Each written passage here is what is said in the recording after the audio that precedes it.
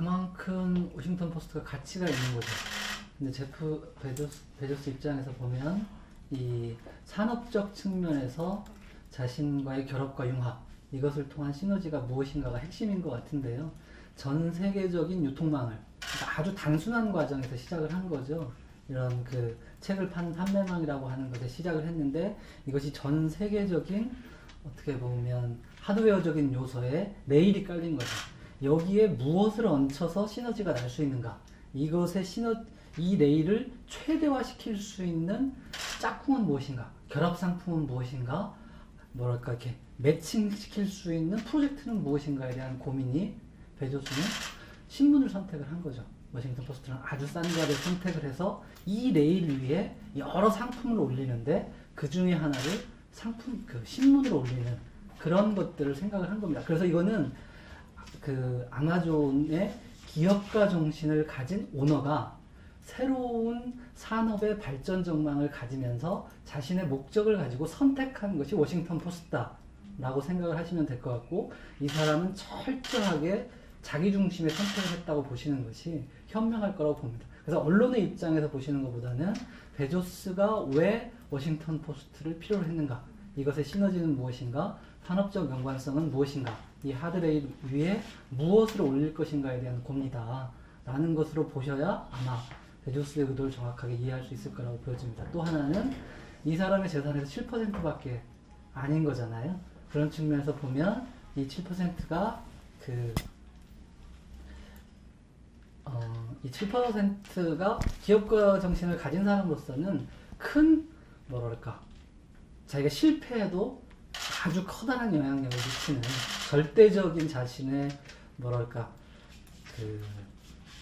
재산이라고 해야 되나? 아니면 기업의 뭐랄까 물질적인 형태의 훼손이라는 것은 아니니까, 그런 측면에서 봐서도 뭐 기업가 정신으로서 벤처 정신으로 이런 것들에 도전했다고 볼 수가 있는 것 같아요. 저는 그건 다른 맥락인 것 같아요. 아까 둘 다 이베이와 아마존으로 유사성을 갖고 있지만 이 사람들의 목적은 전혀 다른 것 같아요.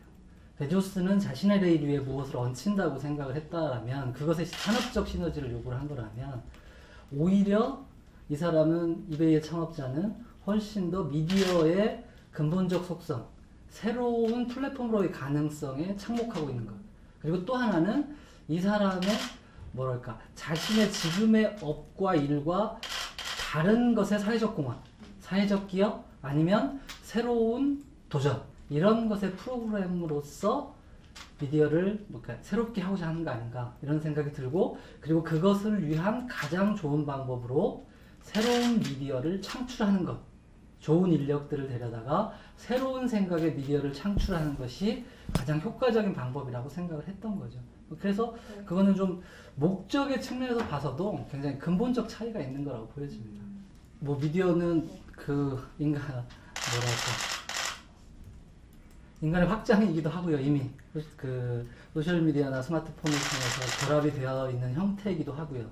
그래서 사람과 가장 밀접한 뭔가의 물건, 오브젝트 이렇게라고 볼 수도 있는데요. 무형의 형태라고 볼 수도 있는데, 그러니까 저널리즘의 형태, 공공재로서의 언론이라고 하는 것, 산업적 발전, IT 기술, 디지털 기술의 발전에 의한 미디어라고 하는 것은 각각이 생각하는 영역에 따라서 전혀 다른 양상을 보여주고 있는 것 같아요. 다른 형태를 보여주고 있고, 다른 서비스를 보여주고 있고, 그리고 더더욱 중요한 것은 청중의 이해와 요구, 필요한 사람의 이해와 요구에 따라서 다른 목적으로 해석되고 있는 것이 이미 객관적 사실이라고 보여집니다. 한국에서 언론이 굉장히 고정적으로 인식되어 있는 반면에, 전통적인 미디어로 인식되어 있는 반면에, 말씀하신 언론과 미디어의 경계는 독자로부터는, 이미 청중으로부터는 해체되었다라고 보는 것이 가장 정확한 표현일 것 같습니다. 근데 그것을 무엇이라고 정의하는 것은 쉽지 않은 거죠.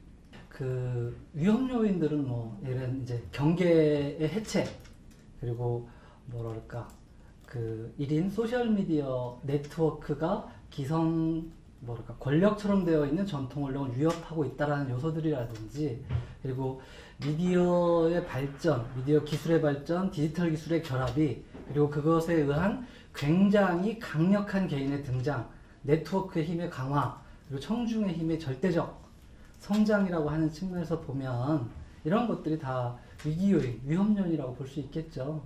대신에 기회 요인이라고 본다면 전통적 미디어가 가지고 있는 공통의 특징, 훌륭한 자원, 고급 퀄리티를 가진 그 컨텐츠의 질, 그 뭐랄까 정보망, 취재망, 굉장히 훈련된 경험, 그리고 기존에 굉장히 강력하고 그 축적되어 있는 자산, 데이터, 이런 것들을 기반으로 한 산업화의 가능성이라고 하는 것이 굉장히 큰 자산이라고 볼 수가 있겠죠. 그래서 어떤 형태로든지 이 자산들을 활용하기 위한 전략을 사용하는 거죠.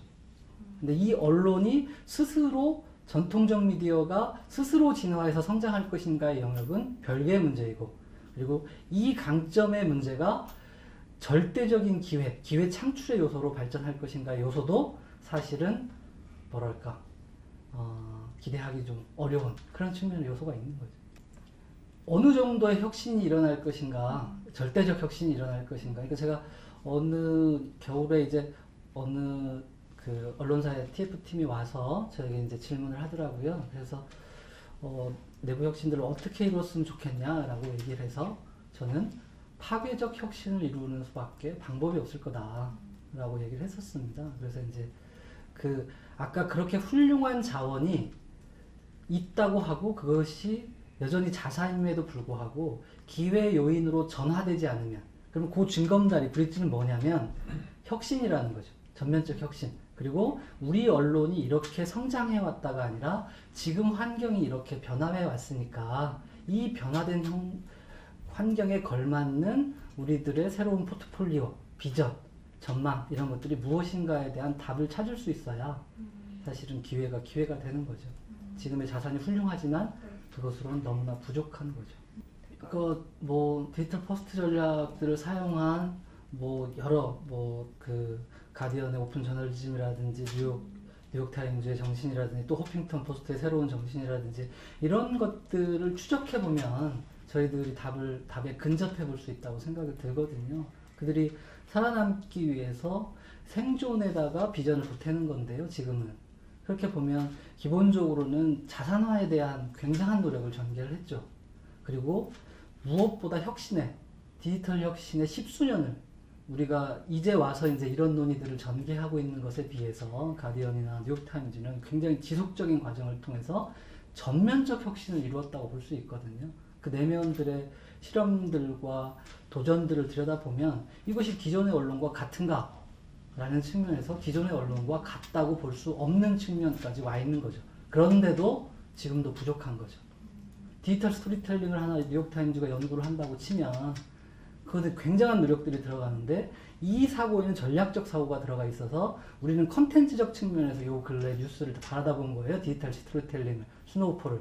근데 들여다보니까 이것이 청중과 광고주와 이 독자들을 설득할 수 있는 최고의 커뮤니케이션 기제는 무엇이냐 라는 것의 전략적 방침하에서 스노우폴과 디지털 스토리텔링을 연구해 왔던 거예요. 이미 그들은 거기까지 가 있는 거죠. 근데 우리 신문의 광고 형태는 정말로 전통적인 거고, 뉴스를 생산하기 위해서 일부 뭐 이렇게 짧은 동영상이라든지 이렇게 새로운 그 페이스북이나 트위터를 사용하긴 합니다만, 이것이 이런 전략적 기준하에서 전면적 혁신하에서 풀 스펙트럼이라고 하는 전방위적으로 새로운 혁신이 이루어지고 있는가에 대해서는 사실은 의문을 가질 수밖에 없는 거죠. 공감의 혁신, 인력의 혁신, 그러니까 내부 구성원이 전면적으로 변화하지 않으면 이것을 수용하기 어렵다는 구조인 거죠. 우리 전통의 언론사는 약간의 수직적인 구조를 가지고 있고, 이를테면 편집장이 대외 협력적 요소와 큐레이터적 기능을 수행하는 수평적 네트워크의 권력이라면 현대적 의미에서는, 지금 우리는 굉장히 수직적 구조의 전통적인 의미의 그 의사결정 구조를 가지고 있는 거거든요. 이 의사결정 구조도 굉장히 심각한 문제를 발생시킬 수가 있거든요. 그러니까 어떤 정보를 접했을 때, 소스를 접했을 때 이 소스를 수평적으로 전파시켜서 창의력을 모으는 것과 수직적으로 데스크를 봐서 다시 완성된 글을 내보내는 것과의 사이는 굉장히 큰 차이가 있다고 보여집니다. 그리고 이 구성원 자체가 멀티미디어 채널에 대한 이해를 전반적으로 가져오면서 이를테면 연합뉴스와 채널 Y로 구분되는 것이 아니라 이 소스가 처음 도착했을 때 이 소스를 어떤 미디어 채널로 소화할 것인가에 대한 데스크가 있어야 되는 거거든요. 발제도 그러니까 도구적 기능까지를 포함한 발제를 해야 되고, 슈퍼데스크는 그것을 종합적으로 전 미디어 채널로 이해해서 각각의 방식으로 어떻게 전달할 것인가, 독자에게 전달할 것인가라는 설계도가 있어야 되는데, 여기에 또 하나가 들어가야 되는 게 협력을 해야 되거든요, 독자와. 이미 그 단계에서, 소스를 포착한 단계에서 이것을 또 어떻게 협력할 것인가 라는 문제로 발전해야 되는 단계가 있고, 또 하나는 우리 기자분들이 굉장히 어려워하시는 부분인데, 사업화. 이것이 컨퍼런스인지 그 책이라고 하는 물건인지 아니면 조금 컨설팅의 요소인지 아니면 강의인지 이런 것들로 연결되는 또 이렇게 또 하나의 판단, 이런 것들이 결합되어야 사실은 그것의 의미를 제대로 부여할 수가 있는 거죠. 그러니까 베이비붐 세대 이후의 사람들의 미디어 생활은 전면적으로 다시 변화한 거거든요. 이 사람들의 접근도 달라졌고 활용도 달라졌고 이해도 달라졌고, 그것을 가지고 생산하고 유통하고 소비하는 것도 다 달라진 상태이거든요. 그러니까 청주 권력의 변화입니다. 이 미디어를 누가 힘을 갖고 작동시키고 유지하고 발전시키느냐. 결국은 청중이, 독자가, 소비자가 그 권력을 갖게 되었다는 거죠. 그리고 디지털 기술의 진보와 스마트폰의 발전, 스마트폰의 개발, 그리고 이것이 소셜미디어로 이어지는 과정에서 아까 말씀드린 대로 가장 강력한 개인이 등장한 거죠. 그리고 이 개인도 새로운 네트워크와 연결되면서 절대적 힘을 발휘하는 공간, 기성 언론과 전통 언론과 동시적 그것의 힘의 우위를 겨눌 수 있는 정도까지 발전을 한 거죠.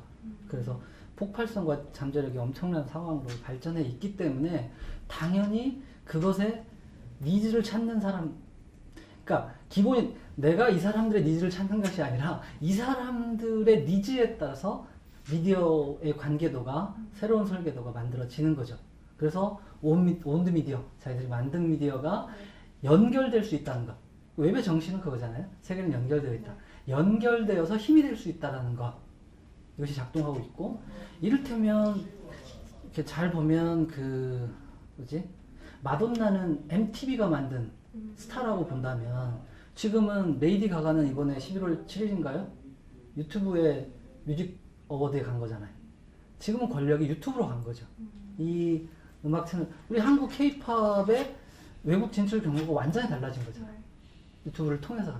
그러니까 새로운 소셜 네트워크 미디어들이 개인 1인 미디어와 소셜적 네트워크로 연결됨으로 인해서 가지는 파워와 힘, 이것이 실제화되어 있는데, 그리고 이들의 미디어, 청중들은 미디어에 대한 이해와 생각, 생활 이런 것들이 완벽하게 달라져 있는데, 그렇다고 한다면 그것은 자연스럽게 지난번에 어느 미국의 생방송, 이제 청문회라든지 이런 의사 회의장을 그대로 실시간으로 공개했더니 엄청난 뉴스 소비자들이 거기에 연결되어서 힘을 박동하고, 결국은 그게 수익 모델로 이어져서 후원금으로까지 발전하는 이런 식의 구조가 이미 세상의 지배자가 되어 있는 상태인데, 그러면 당연히 정치인도 기업도 어떤 누구도 생각을 전환시킬 수밖에 없는 거죠. 여기서 언론이 나오는 거예요. 정치인도 나오고 기업인도 나오고 정부도 나오는데요. 트러스트 미, 팔로우 미, 이게 아닌 거죠. 그 사람들이 나에게 무언가를 보여주세요. 쇼미라 그러는데요. 보여주세요. 라고 하는 권력의 전환이 이루어졌다는 것. 그리고 거기에서부터 모든 것이 출발하고 있다는 것. 그리고 아까 말씀드린 대로 그것을 어떻게 활용할 것인가의 산업전쟁은 발전하고 있다는 것. 철학의 변화. 그러니까 그래서 우리가 저희들이 미디어 철학, 환경의 변화가 절대적이고 불가피하다면 그건 논쟁의 대상이 아니거든요. 수용할 수밖에 없는 거죠. 그래서 제가 오면서 가져온 거는 영국의 오픈 거버먼트, 아니면 정부 3.0 이런 것들을 시도하는 사람들이 디자인에 대한 10개명을 제안한 바가 있는데, 일본이 그거예요. 사용자 요구에서 출발하라. start with needs라고 하는, 그러니까 이 힘이 절대적이라는 것을 인정해야 우리의 관계가 바뀝니다. 그러니까 예전처럼 대중의 신뢰가 중요하다, 독자의 신뢰가 중요하다가 아니라 독자가 실질적인 권력과 힘과 결정권을 갖게 되었으니 이들의 니즈가 무엇인지를 파악하는 것으로부터 시작된다는 것. 이것이 굉장히 중요하다는 거죠. 그런 측면에서는 연결될 수가 있는 거고 협력도 할 수도 있고 공감도 할 수 있고 때로는 경쟁도 하는 건데, 이 측면에서 이제 그 1인 미디어가 언론사의 경쟁 상대냐라고 하는 것은 사실은 무의미하다라고 생각이 듭니다. 네, 그것의 질문은 무의미하다. 상황에 따라서 객관적 상황이, 이 언론을 둘러싼 환경이 그렇게 구성되어 있고 그들이 절대적 개인으로 성장해 있고, 그리고 이들과의 관계가, 이들과의 커뮤니케이션이 어떻게 전개되느냐에 따라서 모든 것이 결정된다는 거죠. 모든 것은 연결되어 있고 1인 미디어나 소셜미디어나 개인도 굉장히 큰 힘을 갖게 되었으니, 그리고 그들이 훨씬 더 결정권에 가까워졌으니 그것으로부터 출발하는 언론이라고 하는 것을 규정하는 게 중요하지, 이것이 각각의 개별적 존재로서 경쟁하느냐라는 질문은 사실은 조금 뭐랄까, 이제는 질문에서 멀어져 가고 있는 게 아닌가라는 생각을 갖게 됩니다. 언론사도 마찬가지고 개인도 마찬가지고 누구나 쉽고 편하게 미디어를 만들 수 있고 해체할 수 있고 새로운 것으로 발전할 수 있다라는 것이니까요. 제가 생각하기에는 협력의 모델은 굉장히 중요한 것입니다.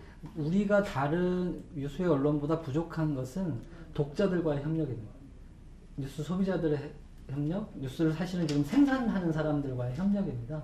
이 협력을 어떻게 설계할 것이냐. 그러니까 수평적 권력에 대한 이해를, 수평적 네트워크잖아요. 소셜 네트워크라고 하는 수평적 네트워크가 어떻게 작동하는가를 살펴보면, 그리고 미디어 플랫폼은 이제 대등하게 수평적으로 작동하고 있는 것이 사실이니까 언론사의 기존의 권위라고 하는 것은 좀 벗어버려야 될 것 같고요. 이러한 것들, 미디어 환경의 전반적 변화를 기반으로 해서 이들을 어떻게 협력할 것인가, 참여하게, 그러니까 개방, 공유, 협력의 정신이라고 하는 것이 여러분 기사에는 다 나와요. 근데 언론사가 독자들과 뉴스 소비자들과 뉴스 생산자들과 어떻게 협력할 것인가의 프로그램은 나와 있지 않은 것 같아요. 저는 그건 같은 문제라고 생각해요. 정부가 그 고민에 빠져 있는 것과 마찬가지로 언론도 그 고민에 빠져 있어야 되는 거고, 그것에 답을 찾아야 정부가 새로운 서비스와 행정 서비스와 협력적 서비스를 할 수 있듯이, 거버넌스를 만들어낼 수 있듯이 언론사도 마찬가지의 존재인 것은, 그것은 전혀 다른 점이 없다고 보여집니다. 다만 언론사가 위력적인 게 있죠.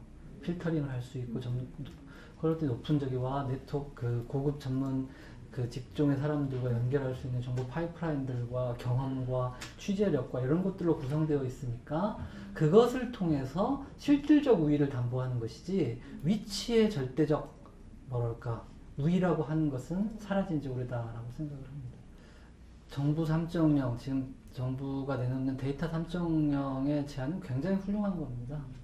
이 열린정부 3.0 이런 것들은, 그리고 이 데이터가 공개되었을 때 가질 수 있는 위력은 굉장히 크다고 생각하고요. 그러면 언론이 설계도를 바꿔야 된다고 생각합니다.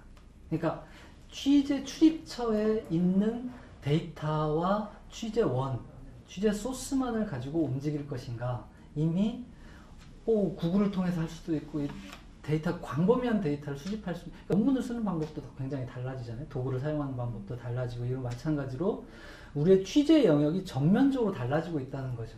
그러면 여기서부터 시작을 해야 되는 것 같고요. 이 접점에서 일어나는 일을 우리가 어떻게 기사나 컨텐츠나 아니면 다양한 채널로 활용할 것인가, 그리고 이것을 수익 모델과 연결된 것으로 확장할 것인가, 또 우리의 자산과 정부의 데이터 자산을 어떻게 합쳐서 새로운 시너지를 만들어낼 것인가 하는 요소들에 대한 설계가 굉장히 중요하다고 생각되고요. 그러니까 이런 것들이 뭔가 새로운 전략과 가치와 서비스를 만들어낼 수 있다고 보여지니까, 그렇다면 그 접점에서부터 접근해서 새로운 대안을 만들어야 되는 것이 굉장히 큰 요소죠. 그러면 첫 번째는 그걸 이해해야 되고, 철학과 가치를 바꿔야 되고, 혁신 프로그램을 만들어서 전면적인 혁신을 이루어내야 사실은 그 답에 일부라도 근접할 수 있게 되는 거죠. 그러면 이것은 새로운 시장의 출현이라고 볼 수 있겠죠. 언론과 연관된 새로운 시장. 그러니까 우리가 너무 공공재라고 하는 것에 갇혀버리면, 제5의 권력이라고 하는 것에 갇혀버리면 이러한 거대한 변화를 놓치게 되는 결과를 갖게 되는 것 같아요. 그런 측면에서 보면 우리는 조금 많은 시간을 소비했다고 볼 수 있겠습니다. 굉장히 거대한 자산을 갖고 있는 것이 한국의 언론이라고 생각합니다. 그런데 이 자산을 혁신이라는 물결과 연결시키지 않으면 실패하게 되는 거죠. 모든 의사결정 구조, 최종 결정 구조에 있고 전반적인 이 부분을 수용해야 할 사람들이 혁신의 영역에 있지 않으면 실패할 수밖에 없다고 생각이 되기 때문에 이 세상의 거대한 변화를 공유하고 내부적으로 공감해서 혁신의 프로그램까지를 합의하는 것. 그러니까 우리가 기자분들이 기사를 쓰실 때 이 사회적 합의를 굉장히 중요시 하시거든요. 그리고 내부 커뮤니케이션도 굉장히 중요하고 이게 전략적 판단과 가치의 변형과 이런 것들 다 잘 중요한 이것을 제가 생각하기에는 이제 언론사 내부에 적용할 때가 된 것 같아요. 그리고 그것에 뭐랄까 좀 창의적 혁신을 내부적 합의로 이뤄내는 것이 무엇보다 그것이 이루어지지 않으면 의사결정이 안 된다고 보여져요. 네. 그러면 그러니까 우리가 인하우스 저널리즘 스쿨도 많이 부족한 편이고요. 그것보다 이러한 그러니까 경영과 기자라고 이렇게 대립적으로 볼 것이 아니라 이 언론을 둘러싼 근본적인 미디어 환경의 변화에 기초해서 우리가 시대의 종이다. 그러니까 제가 이 우스갯소리지만 조용필이라는 사람이 다시 새롭게 성장했잖아요. 새롭게 진화했고 가장 대중적인 영향력을 가진 그 가수들 중에 하나로 성공한 이유는 이 사람의 인터뷰를 잘 살펴보면 시대에 종한 거거든요. 내 것을 고집하지 않고 내 음악을 듣는 사람들, 지금 음악의 흐름들에 자신의 몸을 맡겼다는 거예요. 그래서 시대의 종이라고 하는 건 굉장히 중요한 요소인 겁니다. 전반적 환경의 변화가 이루어지고 있는, 그러니까 지금처럼 근본적 변화가 이루어지고 있는 시기에는 더더욱 그런 거죠. 그렇다면 그것을 공유하고 합의하고 혁신의 방안까지, 대안까지를 합의하는 것, 이것이 가장 1차적인 요소라고 볼 수 있습니다. 서로 이해를 해야, 서로 커뮤니케이션이 돼야 되니까요. 지금 전면적 합의를 이루어내기 위해서 꼭 필요한 한 가지를 모두가 합의해서 한 가지를 실천해보는 게 중요한 것 같아요. 그게 장소와 공간인지 가치인지 전략인지 아니면 실행 플랜인지는 모르겠습니다만 그것의 구체적 내용을 하나를 잡아서 설계를 해보는 게 중요한 것 같아요. 아니면 하나의 구체적 타겟과 이슈와 테마가 있는 무언가를 한번 같이 이 개념으로 만들어 보는 거죠. 그래서 스노우풀일 수도 있고 파이어스톰 저기 가디언의 경험도 있었고 그런 것들인데 지금은 아주 구체적이고 집중적이고 모든 것을 투자해서 제대로 한번 혁신해 볼 수 있는 무언가를 같이 한번 만들어 보는 것이, 그리고 그것의 경로를 함께 이해를 하면 아 이렇게 변화해서 이렇게 되는 거구나 하는 것들을 이해할 수 있을 겁니다. 그리고 이게 기사 구조의 변화뿐 아니라 의사결정 구조의 변화, 조직의 변화, 이 전면적인 변화를 의미하기 때문에 그 하나를 계속해서 추적해서 아 새로운 내러티브라고 하는, 일하는 방식의 새로운 내러티브는 이런 거구나. 독자들과의 접점, 청중과 협력을 한다는 것은 어떤 것이구나 라고 하는 것을 경험해 보는 것이 굉장히 중요하다고 생각합니다. 뉴스의 진전 단계를 이렇게 수직적으로 그려져 있는 것을 굉장히 수평적으로 넓힐 필요가 있거든요. 정보 공유 단계에서는. 그러니까 이러한 것들에 대한 설계를 그럼 어떻게 할 거냐. 그래서 저는 오히려 집중해보자. 아주 작게 들어가서 구체적으로 들어가서 집중해서 들어가서 하나의 폭탄을 만들면 그 다음은 가능한 거 아니냐. 오히려 너무 일반화한 과정을 거치면 무뎌지고 재미없어지고 못 알아듣는 상황이 될 테니까 오히려 그러면 하나의 실험을 분명히 해보자는 쪽으로 방법을 찾을 수도 있다고 생각이 듭니다. 복합화의 과정을 일찍 겪고 있는 것 같아요. 그리고 이제 그것이 새로운 모델이라고 생각하고 있고요. 그래서 어떻게 보면 저희 같은 이제 작은 집단에서 저널리즘의 미래, 커뮤니케이션 솔루션, 위기 전략, 또 이제 글쓰기 같은 것을 통합적으로 저희를 하는데요. 인재상의 변동과도 연동되고 컨설팅 시장과의 변동도 연동되고 또 사회적 기여하고도 연관되어 있는, 세상의 변화하고도 연관되어 있는 일을 좀 하려고 하고, 저희가 생각하기에는 커뮤니케이션 생태계는 어제 걸어온 길이 다르고 오늘 걸어가고 있는 길이 다르고 내일 걸어갈 길이 다르다고 생각합니다.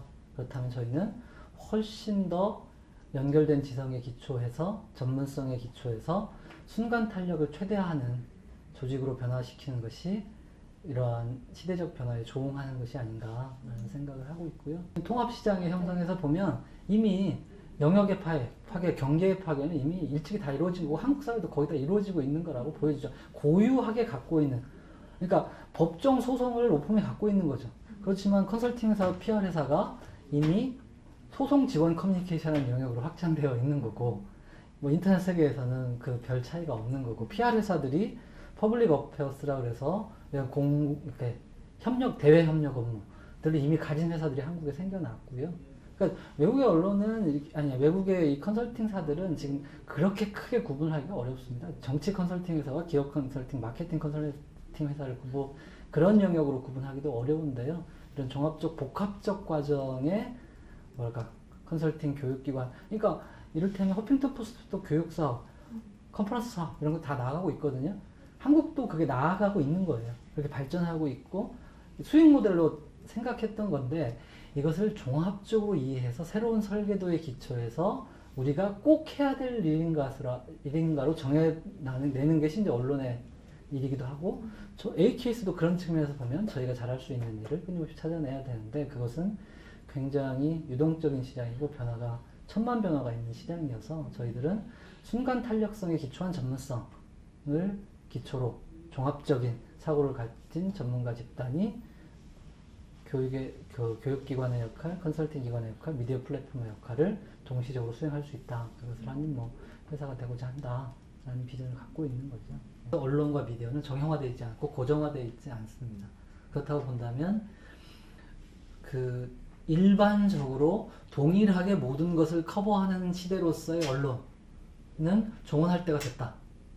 우리가 다 똑같이 취재해가지고 똑같은 취재원에서 이것을 조금 더 강화하고 조금 더 취재해서, 그래서 결국은 이념적 차이나 뭐 몇 가지 장점에서 차이는 있을 수 있지만 모든 신문의 일반화 현상이 아직도 일반화 현상에 갇혀 있다고 볼 수밖에 없거든요. 그렇다고 한다면 자신의 가치와 전략과 비전에 기초해서 타겟을 분명히 한 자신만의 언론, 미디어, 수익 모델, 이것은 선택한 자의 것이라고 생각이 됩니다. 그리고 그것에 이 수요자와의 청중과 권력 이동한 이쪽하고의 갭을 어떻게 좁히고 핵심 요소를 잘 설계해서 협력하고 참여하게 해서 뭔가 연결된 세계로서의 새로운 미디어라는 것으로 발전하느냐 하는 것까지가 새로운 선택이죠. 그래서 저는 언론의 미래는 전략적 선택이다라고 설명할 수밖에 없을 것 같습니다. 그것도 개별적으로. 근데 이제 과정이 있을 겁니다. 이게 이제 전통적인 과정을 이게 수익 구조가 나는, 그다음에 의미가 부여되어 있는 것들을 수렴하는 과정으로 혁신이 당연히 이루어져야겠죠. 네. 그런데 이제 이것에 시간이 우리가 얼마 남지 않았다고 생각된다면 그것이 굉장히 단축돼야 될 거고, 폭력적이고 창의적인 혁신이 이루어져야 될 거고, 그렇지 않다면 조금 더 수렴하는 과정을 거치게 될 거죠. 근데 이게 외국의 유수 언론과의 갭들이 굉장히 크게 발생해 있는 상태이기 때문에 조금 더 전투적으로, 전면적으로 좀 이 상황을 이해할 필요는 있겠다라고 생각합니다.